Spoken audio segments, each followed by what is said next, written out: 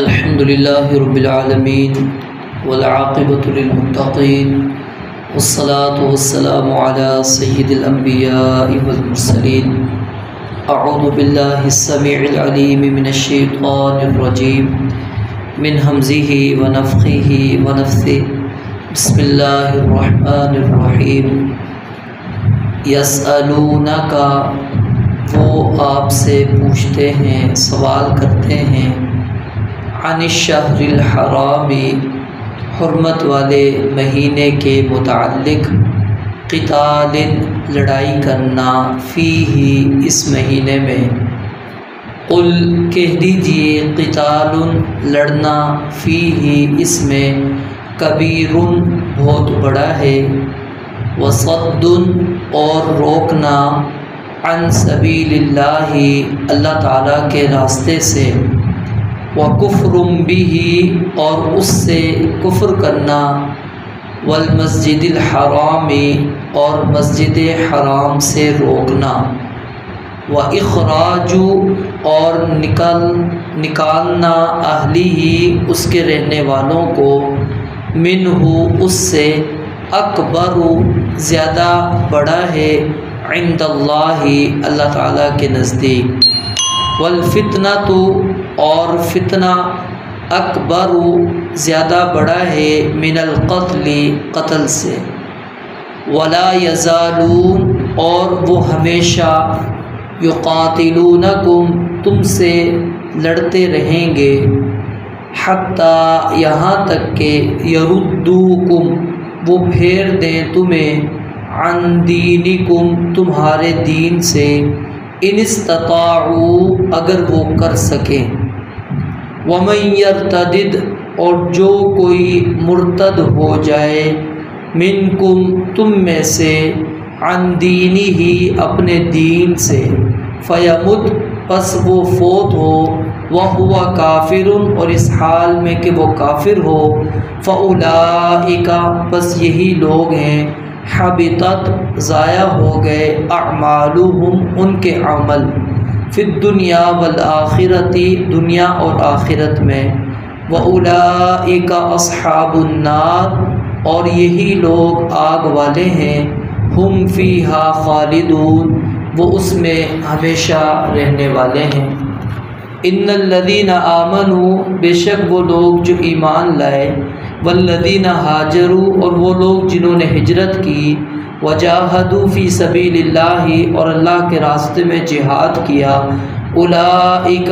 یہ لوگ، یرجون، امید رکھتے ہیں، رحمت اللہ، اللہ تعالیٰ کی رحمت کی، واللہ غفور الرحیم، اور اللہ تعالیٰ بے حد بخشنے والا، نہایت رحم والا ہے۔ دوبارہ دیکھیں، یسألونک، وہ آپ سے سوال کرتے ہیں، عن الشہر الحرام، حرمت والے مہینے کے متعلق، قتال، لڑنا، فیہ، اس میں، قل، کہہ دیجئے، قتال، لڑنا، فیہ، اس میں، کبیر، بہت بڑا ہے، وصد، اور روکنا، عن سبیل اللہ، اللہ تعالیٰ کے راستے سے، وکفر بہ، اور اس سے کفر کرنا، والمسجد الحرام، اور مسجد حرام سے روکنا، واخراج اہلہ، اور اس کے رہنے والوں کو نکالنا، منہ، اس سے، اکبر، زیادہ بڑا ہے، عند اللہ، اللہ تعالیٰ کے نزدیک، والفتنۃ، اور فتنہ، اکبر، زیادہ بڑا ہے، من القتل، قتل سے، ولا یزالون، اور ہمیشہ، یقاتلونکم، وہ تم سے لڑتے رہیں گے، حتیٰ، یہاں تک کہ، یردوکم، وہ پھیر دیں تمہیں، عن دینکم، تمہارے دین سے، ان استطاعوا، اگر وہ طاقت رکھیں، ومن یرتدد، اور جو کوئی پھر جائے، جو کوئی مرتد ہو جائے، منکم، تم میں سے، عن دینہ، اپنے دین سے، فیمت، پس وہ فوت ہو گیا، وہو کافر، اور اس حال میں کہ وہ کافر تھا، فَأُولَئِكَ پس یہ لوگ ہیں حبطت ضائع ہو گئے اعمالہم ان کے اعمال فی الدنیا والآخرۃ دنیا اور آخرت میں وَأُولَئِكَ أَصْحَابُ النَّارِ اور یہی لوگ آگ والے ہیں ہم فیہا خالدون اور وہ اس میں ہمیشہ رہنے والے ہیں۔ ان الذین آمنوا بے شک وہ لوگ جو ایمان لائے والذین ہاجروا اور جن لوگوں نے ہجرت کی وجاہدوا فی سبیل اللہ اور اللہ کی راہ میں جہاد کیا اولئک یرجون رحمت اللہ یہی لوگ ہیں جو اللہ کی رحمت کی امید رکھتے ہیں واللہ غفور الرحیم اور اللہ تعالی بے حد بخشنے والا نہایت رحم والا ہے۔ پیچھے یہ بات بتلا دی تھی کہ حرمت والے مہینے 4 ہیں، 3 مسلسل ہیں، ذوالقعدہ، ذوالحجہ، محرم اور ایک درمیان کے اندر آتا ہے رجب۔ تو جاہلیت کے زمانے میں بھی ان کی حرمت کو ان کا خیال رکھا جاتا تھا، وہ اس کی حرمت کی پاسداری کیا کرتے تھے۔ رسول مکرم صلی اللہ علیہ وآلہ وسلم نے عبداللہ بن جحش رضی اللہ تعالی عنہ کی سرکردگی میں ایک فوجی دستہ روانہ کیا اور یہ واقعہ ہے 2 ہجری کا۔ تو انہوں نے کافروں کے ایک قافلے کے اوپر حملہ کیا اور ان میں سے ایک شخص کو انہوں نے قتل بھی کر دیا اور کچھ لوگوں کو قیدی بنا کر ان کے مال سمیت نبی علیہ السلام کے پاس لے کر آ گئے۔ لیکن یہ واقعہ جب پیش آیا اس وقت رجب کا مہینہ داخل ہو چکا تھا، تو کفار نے شور شرابہ کرنا شروع کر دیا کہ دیکھو مسلمانوں نے حرمت والے مہینے کی حرمت کو پامال کر دیا۔ اور جب یہ بات رسول مکرم صلی اللہ علیہ وآلہ وسلم کو پہنچی تو اللہ رب العالمین نے یہ آیات نازل فرما دی کہ یہ آپ سے سوال کرتے ہیں عن الشہر الحرام قتال کہ حرمت والے مہینے میں لڑنا کیسا ہے۔ آپ کہہ دیجئے قتال فیہ کبیر، اس مہینے میں لڑنا گناہ ہے، بڑا ہے، لیکن اس سے بڑے گناہ جو تم جس کا ارتکاب کرتے ہو، اور وہ کیا ہے کہ اللہ کے راستے سے روکنا، اسلام سے روکنا، بیت اللہ سے روکنا، مسجد حرام سے روکنا، اور پھر مسلمانوں کو نبی مکرم صلی اللہ علیہ وآلہ وسلم کو مسجد حرام سے مکہ سے جلا وطن کرنا، نکال دینا، ہجرت پر مجبور کر دینا، اور اللہ رب العالمین کے ساتھ کفر کرنا اور لوگوں کو شرک پر مجبور کرنا کہ وہ شرک پر ڈٹے رہیں، ان کو آزمائشوں کے اندر تم مبتلا کر دیتے ہو۔ اللہ کہتے ہیں یہ اس سے بڑا گناہ ہے جو تم اگر سمجھتے ہو کہ مسلمانوں نے حرمت والے مہینے کے اندر قتال کر لیا ہے، انہوں نے اس کی حرمت کو پامال کر دیا ہے، تو اس سے بڑھ کر جن چیزوں کو تم پامال کر رہے ہو وہ اس سے بڑھ کر ہے۔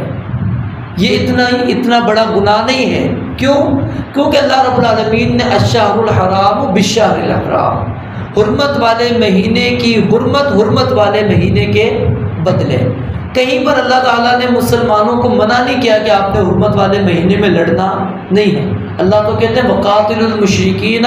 كَافَّةً كَمَا يُقَاتِلُونَكُمْ كَافَّةً۔ جہاں حرمت والے مہینوں کا ذکر آتا ہے سورہ توبہ کے اندر، اللہ فرماتے ہیں مشرکین سے تم لڑو اکٹھے ہو کر، جس طرح کہ وہ تم سے اکٹھے ہو کر لڑتے ہیں۔ یہ تو اس وقت مسلمان اس کی پاسداری کریں گے جب کافر پاسداری کرے گا۔ اگر کافر پاسداری نہیں کرتا، مسلمان کہتا ہے کہ نہیں میں تو حرمت والا مہینہ میں کیسے لڑوں، نہیں۔ اللہ کہتے ہیں حرمت والے مہینے کی حرمت صرف حرمت کے بدلے ہے۔ اگر وہ خیال رکھیں گے تو تم بھی خیال رکھو، اگر وہ نہیں خیال کرتے، وہ مسلمانوں کو تکلیف میں مبتلا کریں، وہ مسلمانوں کے خلاف لڑائی کے اندر مسلمانوں کے خلاف لڑائی کے اندر رہیں اور وہ کوئی موقع ہاتھ سے ضائع نہ جانے دیں، اور تم یہ سمجھو کہ مسلمان جیسے ہی رجب کا مہینہ آ جائے فوراً رک جائیں، مسلمان جیسے ہی ذوالقعدہ کا مہینہ آ جائے، ذوالحج کا مہینہ آ جائے، محرم کا مہینہ آ جائے، فوراً وہ اپنے ہاتھ کو روک لیں اور تمہیں اجازت ہو کہ تم لڑائی کرتے رہو۔ اللہ فرماتے ہیں نہیں، یہ اس وقت ہوگا جب تم کرو گے۔ اگر مسلمانوں نے یہ کر لیا ہے تو اس سے بڑے بڑے جرائم جن کا تم ارتکاب کر رہے ہو اس سے اپنی توبہ کرو، اس سے تم باز آ جاؤ، ان چیزوں سے تم باز آ جاؤ۔ پھر آگے اللہ رب العالمین فرماتے ہیں وَالْفِتْنَةُ أَكْبَرُ مِنَ الْقَتْلِ، اور فتنہ جو ہے یعنی کہ آزمائش کے اندر مبتلا کرنا، کفر کے اوپر مجبور کرنا، شرک کے اوپر مجبور کرنا، کیونکہ حالات جب آپ مکہ کی زندگی کے پڑھیں گے مسلمانوں کے، اس کے اندر کیا ہے کہ وہ ان کو مجبور کرتے تھے، سزائیں دیتے تھے، ٹھیک ہے۔ وہ جو 2 ٹکڑے انہوں نے کر دیے آل یاسر کے، نبی علیہ السلام گزرتے تھے کہتے اسبروا آل یاسر، آل یاسر صبر کرو، اس کے بدلے میں اللہ تعالیٰ نے تمہیں جنت دے دی۔ تو یہ جو ان کے 2 ٹکڑے کر دینا، پھر ان کو اذیتوں کے اندر مبتلا کرنا، بلال رضی اللہ تعالیٰ عنہ کا واقعہ موجود ہے، خباب بن ارت رضی اللہ تعالیٰ عنہ کا واقعہ موجود ہے، دیگر صحابہ کرام کے واقعات موجود ہیں۔ تو اللہ رب العالمین فرماتے ہیں جو تم مسلمانوں کو فتنے کے اندر مبتلا کر رہے ہو اکبر من القتل، یہ اس سے بڑا ہے جو تم سمجھتے ہو کہ مسلمانوں نے ایک کافر کو قتل کر دیا ہے۔ یہ اتنا بڑا اللہ کے ہاں جرم نہیں ہے جتنا کہ تم جرائم کا ارتکاب کرتے ہو۔ اور پھر آگے اللہ رب العالمین نے ایک حقیقت کو بیان فرمایا، اور وہ حقیقت یہ ہے کہ کافر کبھی بھی مسلمانوں کو شکست نہیں دے سکتے۔ ہمیشہ اللہ تعالیٰ کا ایک ایسا گروہ ہوگا، ایسی جماعت ہوگی جو مسلمانوں، جو کافروں کے مد مقابل کھڑی رہے گی، ان کو مسلمان کافر کبھی بھی شکست نہیں دے سکیں گے۔ وَلَا يَزَالُونَ يُقَاتِلُونَكُمْ، اللہ کہتے ہیں وہ لڑتے رہیں گے تم سے ہمیشہ، لیکن کبھی وہ تمہیں تمہارے دین سے پھیر نہیں سکتے۔ اِنِ اسْتَطَاعُوا، اگر وہ طاقت رکھتے ہو، یعنی ان کے پاس یہ طاقت ہے ہی نہیں، اللہ نے ان کو طاقت ہی یہ نہیں دی کہ سارے مسلمانوں کو وہ کافر بنا دیں، یہ نہیں ہو سکتا، ان کے اندر یہ طاقت قوت ہے ہی نہیں۔ تو یہ حقیقت ہمیں تسلیم کرنی چاہیے، ماننی چاہیے کہ اللہ رب العالمین کا دین ہی غالب رہے گا۔ الاسلام یعلو ولا یعلی علیہ، اسلام غالب رہے گا، اسلام مغلوب ہونے کے لیے نہیں آیا۔ هو الذی ارسل رسولہ بالہدی ودین الحق لیظہرہ علی الدین کلہ، تاکہ اللہ تعالیٰ اس دین کو تمام دینوں پر غالب کر دے۔ ولو کرہ المشرکون، اللہ کہتے ہیں اگرچہ مشرکین کو ناپسند ہو، لیکن حقیقت یہ ہے کہ اللہ نے دین اسلام کو ہی غالب رکھنا ہے، کفر غالب کبھی بھی نہیں ہوگا، یہ حقیقت ہے۔ پھر آگے اللہ رب العالمین نے فرمایا جو بندہ آزمائش کے اندر پورا نہیں اتر سکا، وہ مرتد ہو گیا، اس کو مجبور کیا گیا، اور وہ پھر ان کے ہاتھوں مجبور ہو کر اس نے کہا کہ چلو ٹھیک ہے میں اسلام کو چھوڑ دیتا ہوں، میں کفر اختیار کر لیتا ہوں، شرک کو دوبارہ اختیار کر لیتا ہوں۔ اللہ فرماتے ہیں اگر اسی حالت میں وہ بندہ فوت ہو گیا تو اللہ تعالیٰ اس کے سارے عمل ضائع کر دیں گے۔ کیوں؟ ارتداد جو ہے اس کے سارے گناہوں، سارے نیکیوں کو برباد کر دیتا ہے۔ اسلام جس طرح وہ اس کے پچھلے سارے گناہوں کو مٹا دیتا ہے، اسی طرح یاد رکھیے ارتداد اس کی ساری نیکیوں کو مٹا دیتا ہے۔ ہاں اس کے اندر ایک صورت یہ ہے کہ بندہ مرتد ہوا، پھر اس کو کسی نے دعوت دی، سمجھایا، پھر اس کو سمجھ آ گئی، پھر دوبارہ وہ آ گیا، ٹھیک ہے۔ اب اللہ تعالیٰ پھر اس بندے کی جو اسلام کی حالت میں یعنی ارتداد سے پہلے جو مسلمان ہو چکا تھا اس وقت جو عبادات کی ہیں، پھر اللہ تعالیٰ اس کو ضائع نہیں کریں گے، اس کو ضائع نہیں کریں گے۔ اور اسی کے اندر یہ نقطہ بھی سمجھ لیجئے کہ اگر کوئی ایسا شخص جس نے نبی علیہ السلام کو حالت ایمان میں دیکھا، ٹھیک ہے، پھر وہ مرتد ہو گیا، دوبارہ مسلمان ہو گیا، جب فوت ہوا وہ اسلام کی حالت میں، وہ صحابی رسول ہی ہے، وہ اس صحابی رسول سے نہیں نکلا، چاہے بیچ میں اس کا کچھ وقفہ آ چکا ہے، وہ ارتداد کی طرف چلا گیا ہے، لیکن وہ ارتداد اس کو صحابیت سے نہیں نکال سکتا، کیونکہ اللہ تعالیٰ نے وہ جو پہلے عمل ہے اس کو ضائع نہیں کیے، یہ اس کے ضائع ہوں گے۔ فَيَمُتْ وَهُوَ كَافِرٌ، جو کفر کی حالت میں مرے گا، جو کفر کی حالت میں نہیں مرتا، اس کا نتیجہ کیا نکلتا ہے کہ اللہ تعالیٰ یعنی اس کے عمل ضائع نہیں کریں گے۔ پھر آگے اللہ رب العالمین نے اگلی آیت کے اندر ان لوگوں کا ذکر کیا جو اللہ رب العالمین کی رحمت کے امیدوار ہیں، یعنی ہر بندہ کہتا تو ہے کہ میں اللہ تعالیٰ کی رحمت کو طلب کرتا ہوں، میں اللہ کی رحمت کا امیدوار ہوں۔ اللہ تعالیٰ نے یہاں پر صفات بیان فرمائی، پہلی صفت کیا ہے؟ ایمان، دوسری ہجرت۔ ہجرت کیا ہوتی ہے؟ ایک ہجرت تو ہوتی ہے کہ آپ دارالکفر سے دارالاسلام کی طرف چلے جائیں، یعنی اسلام والے گھرانے کی طرف چلے جائیں، اسلامی ملک میں چلے جائیں، کفر والے گھرانے کو چھوڑ دیں، کفر والے علاقے کو چھوڑ دیں، بستی کو چھوڑ دیں۔ اور دوسرا حدیث کے اندر مہاجر کس کو کہا گیا ہے؟ من ہاجر ما نہی اللہ عنہ، جو اللہ تعالیٰ کی منع کردہ چیزوں سے باز آ جاتا ہے، وہ بھی مہاجر کہلاتا ہے۔ اور وجاہدوا فی سبیل اللہ، تیسری صفت کیا ہے؟ وہ اللہ تعالیٰ کی راہ میں جہاد کرتا ہے۔ یہ جہاد لفظ جو ہے اصل میں استعمال ہوتا ہے اپنی پوری کوشش انسان خرچ کر دے، یعنی جتنی اس کے اندر طاقت ہے نا وہ پوری طاقت لگا دیتا ہے۔ تو اس کا جو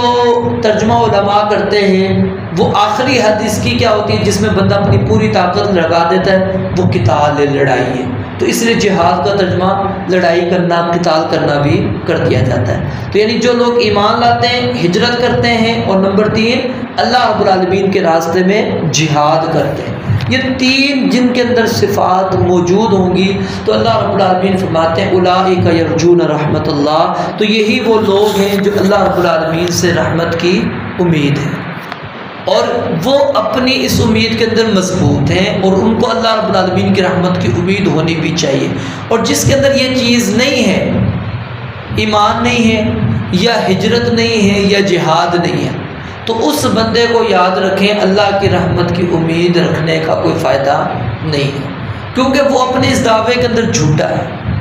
اللہ رب العالمین نے رحمت کے امیدوار لوگوں کی جو صفات بیان کی وہ اس کے اندر موجود نہیں۔ جیسا کہ ایک شعر ہے جس کے اندر مفہوم اس کا یہ ہے کہ انسان سجدے میں زمین پر جب جاتا ہے، زمین اس کو کہتی ہے یہاں سے تجھے کیا لذت حاصل ہو، تیرے اندر ابھی ایمانی وہ کیفیت ہی نہیں ہے، تو کیا یہاں پر سجدے سے کیفیت کیا حاصل کرنا چاہتا ہے؟ تو یعنی مطلب ہے جب تک بندے کے اندر وہ ایمانی کیفیت نہیں تو وہ کس طرح وہ اللہ رب العالمین کی رحمت کی امید رکھ سکتا ہے؟ تو اللہ رب العالمین کی رحمت کی امید رکھنے کے اندر شرط کیا ہے کہ بندہ ایمان لے کر آئے۔ اور اگر ہجرت ہے، ہجرت آپ وطن والی نہیں، مطلب مسلم علاقے میں رہ رہے ہیں، تو پھر وہ حدیث جو میں نے آپ کے سامنے مسلم کی پیش کی کہ ما نہی اللہ عنہ، اللہ کی منع کردہ چیزوں کو چھوڑ کر مہاجر بن جائیں، یہ بھی ہجرت کے اندر ہی آ جائے گا۔ پھر وجاہدوا فی سبیل اللہ کے اندر اپنی پوری طاقت انسان لگاتے، اس کے اندر پھر جہاد بھی آ جاتا ہے۔ پھر جتنی اس کے اندر اعمال کی طاقت ہے کہ وہ جو کر سکتا ہے اپنی پوری طاقت لگا کر وہ عمل کر لے۔ رب العالمین سے دعا ہے اللہ تعالیٰ سمجھنے عمل کرنے کی توفیق عطا فرمائے۔ وآخر دعوانا الحمدللہ رب العالمین۔